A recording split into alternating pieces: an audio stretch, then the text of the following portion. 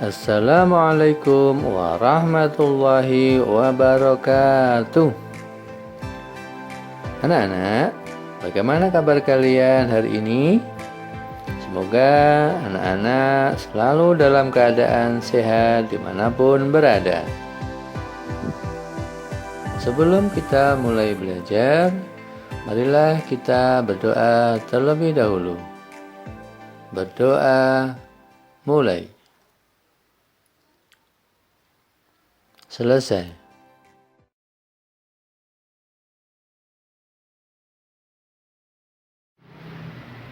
Anak-anak, kali ini kita akan belajar tema 7, indahnya keragaman di negeriku. Subtema 1, keragaman suku bangsa dan agama di negeriku. Pembelajaran 2. Tujuan pembelajaran kali ini: 1. Setelah menyanyikan lagu Apuse, siswa mampu menemukan naik turunnya nada pada lagu Apuse dengan tepat. 2. Setelah berlatih, siswa mampu menyanyikan lagu Apuse sesuai dengan naik turunnya nada pada lagu Apuse dengan percaya diri. 3. Siswa mampu mengenal contoh-contoh pemanfaatan gaya otot dalam kehidupan sehari-hari dengan benar. 4. Setelah membaca kembali teks suku bangsa di Indonesia, siswa mampu menuliskan pengetahuan yang sudah diketahui dan pengetahuan yang baru diperoleh dari bacaan dengan tepat.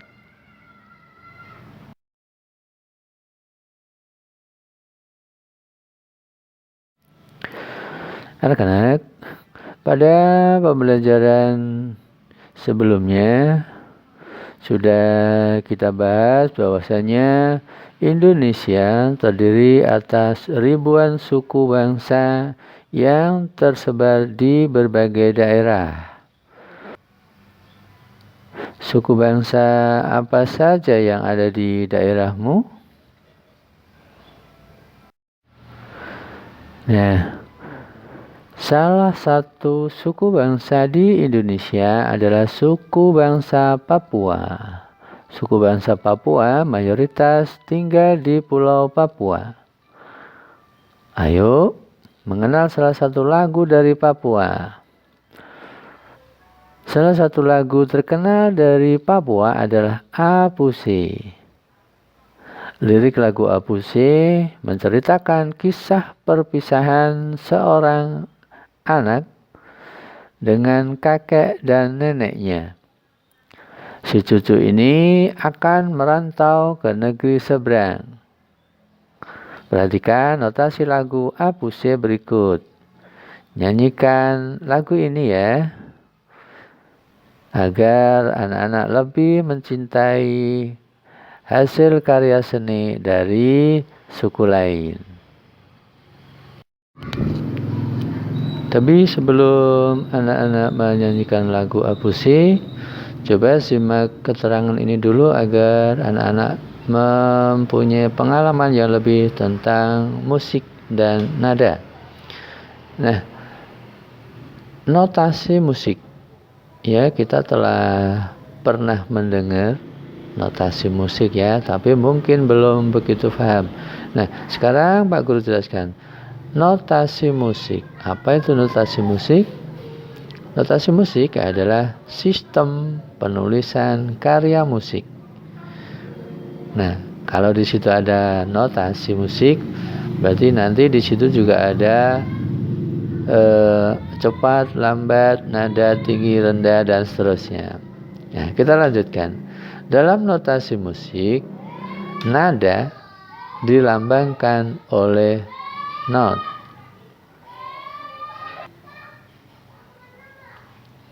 Ya, cepat lambatnya lagu disebut tempo. Nah, sekarang nada. Apa itu nada? Nada adalah bunyi yang teratur. Artinya memiliki bilangan getar atau frekuensi tertentu dalam tiap detiknya. Sekarang sifat nada. Ya, jadi nada itu ada sifatnya juga. Nah, sifat nada adalah tidak dapat dilihat, namun dapat didengar atau audio. Istilah-istilah dalam nada. 1. Tinggi rendahnya nada. Tinggi rendah nada bergantung pada jumlah getaran per detik dari sumber bunyi. Yang kedua, panjang pendeknya nada. Panjang pendek nada tergantung dari waktu yang dibutuhkan untuk melakukan satu getaran dari suatu sumber bunyi. Nah, seperti itu. Sekarang kita lanjutkan menyimak dan menyanyikan lagu Apuse.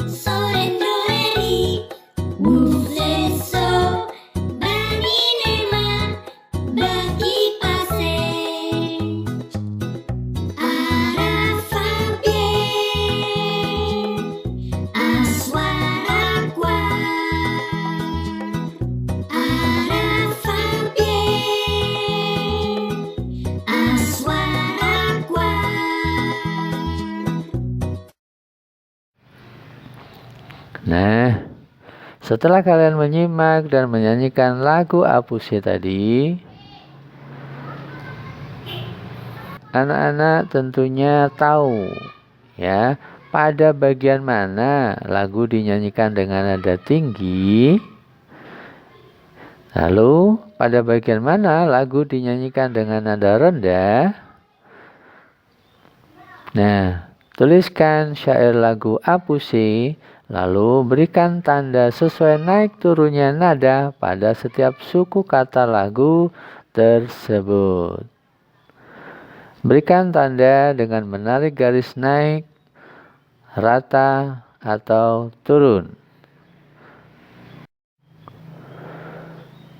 Contohnya seperti ini. Di situ ada Apuse kokondau. Di situ ada Apuse. Jadi nada tinggi ada pada C. Ada pada suku kata C. Kokon. Setelah itu pada suku kata kon.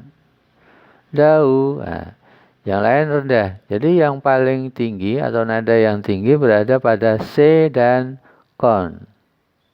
Nah, itu diberi garis ya, diberi garis. Nah, garis tersebut bernama garis melodi. Nah, silakan kerjakan seperti contoh itu. Ya, sekarang simak, ada Siti, Edo, ada Dayu, dan teman-temannya menyanyikan lagu Apuse sambil menggerakkan kaki dan tangan. Mereka melangkah ke kanan, ke kiri, ke depan, lalu ke belakang sambil menggerakkan tangan. Nah, gerakan mereka itu melibatkan otot kaki dan otot tangan. Gerakan melangkahkan kaki juga termasuk gaya otot. Melangkahkan kaki menyebabkan tubuh berpindah tempat. Perhatikan gambar berikut. Nah, itu adalah gambar anak yang memberikan buku kepada temannya. Aktivitas bertukar buku merupakan salah satu contoh pemanfaatan gaya otot. Dengan memanfaatkan gaya otot, kita dapat memindahkan benda-benda ringan dengan mudah. Gaya otot sangat bermanfaat dalam kehidupan sehari-hari. Selain melangkah, memberikan buku, dan lain-lain, kegiatan lari juga termasuk memanfaatkan gaya otot. Pada pembelajaran yang lalu, sudah banyak disinggung masalah gaya otot ya. Nah, sekarang tuliskan contoh-contoh pemanfaatan gaya otot dalam kehidupan sehari-hari. Tuliskan dalam bentuk tabel seperti berikut. Silakan kalian buat kolom, buat tabel seperti ini. Di situ ada pemanfaatan gaya otot paling atas, setelah itu bawahnya ada nomor, lalu sebelah kanannya manfaat, sebelah kanannya lagi contoh kegiatan. Nah, itu ada diberi satu contoh ya. Satu, manfaatnya memindahkan benda. Ya, contoh kegiatannya sapi menarik pedati. Nah, silakan anak-anak mencari contoh yang lain. Ya, anak-anak, semua informasi yang kita dapatkan selalu disampaikan melalui cerita. Maka dari itu, kita harus bisa mengambil isi dari setiap cerita. Termasuk cerita tentang suku yang ada di Papua, yang ada di Tengger, dan lain-lain. Itu semuanya melalui cerita. Nah, sekarang kita ambil contoh, yaitu cerita tentang gaya, suku Tengger, dan lain sebagainya.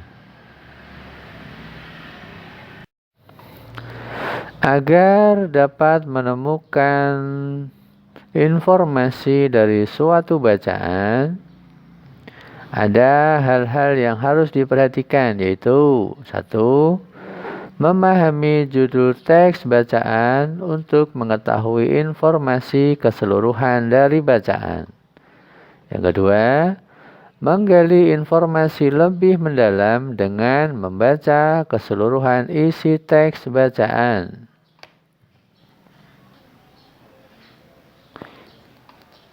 Anak-anak perlu tahu bahwa bentuk informasi yang terkandung dalam suatu teks bacaan itu terbagi menjadi dua, yaitu ada informasi tersurat. Pak Guru ulangi, informasi tersurat dan informasi tersirat. Ya, informasi tersirat.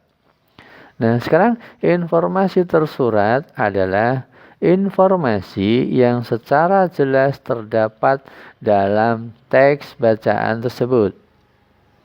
Ya, sekarang kalau informasi tersirat adalah informasi yang secara tidak langsung bisa kita ketahui dari teks, tetapi kita perlu memahami lagi apa yang ada dalam bacaan tersebut. Nah, setelah kita membaca, kita memahami dari berbagai sumber, cerita tentang suku Tengger, maka kita bisa mengambil pelajaran, bisa mengambil manfaatnya. Ya, di suku Tengger itu ada kegiatan.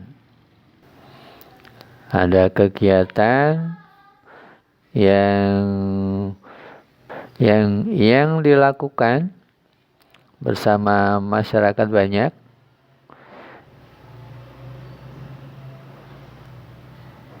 yang mana dilakukan secara bersama-sama.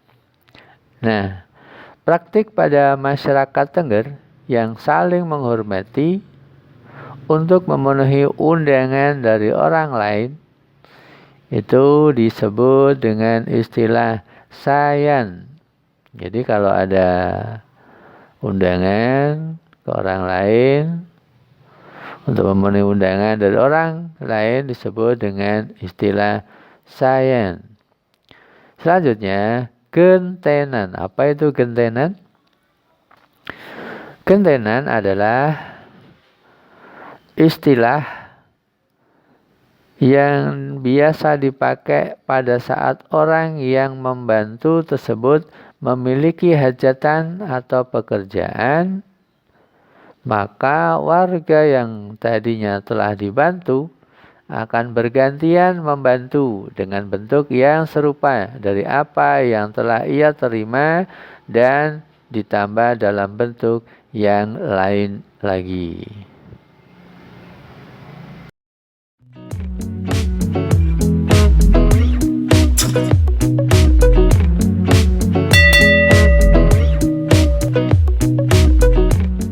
Anak-anak, itulah materi yang kita pelajari hari ini. Semangat belajar ya. Semoga sehat selalu. Sampai jumpa. Wassalamualaikum warahmatullahi wabarakatuh.